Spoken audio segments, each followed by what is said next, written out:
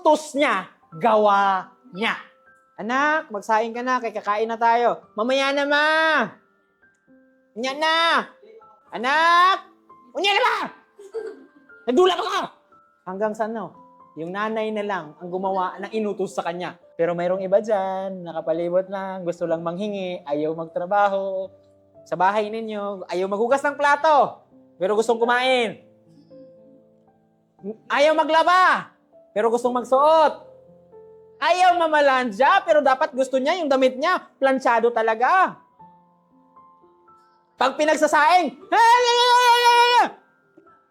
pero pag sinabi mong kain na, nauuna pa siya. Ito pang maganda. Ito pa yung okay anak, bili ka nga ng toyo doon. Mamaya na! Pero nung naamoy niya na yung amoy ng adobo, nandun na sa lamesa. Ang pinakapangit pa, siya pa yung pinakamaraming kinain sa kanila. Guys! Hindi libre ang mundo. Yan yun ang tandaan ninyo. Pag may ginawa kayo, may resulta yan. Pag tinamad kayo, yun din yung resulta.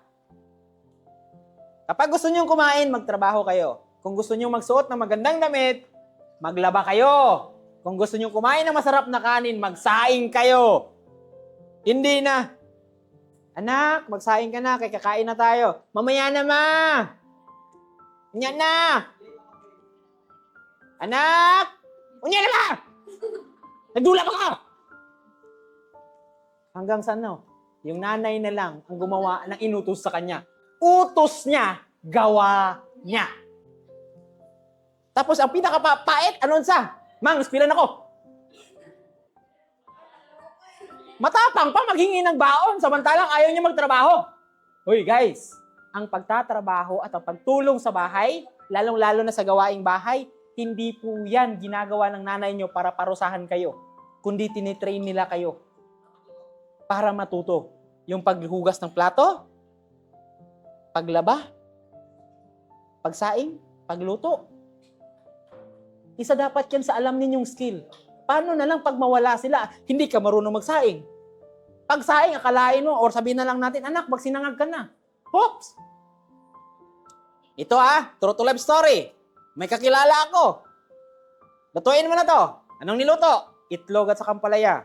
Ngayon, kaya nagluto siya, slice siya, okay kayo, nindot kayo ang pagkaporma. Pagka-slice, anong nahitabo?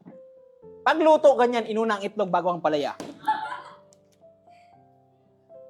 Natatawa kayo, pero may mga ganyan.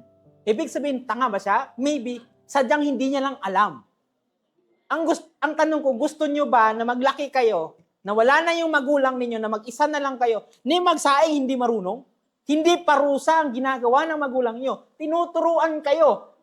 Ayaw nilang maging mangmang kayo. Ayaw nila kayong magmukhang tanga sa harap ng ibang tao.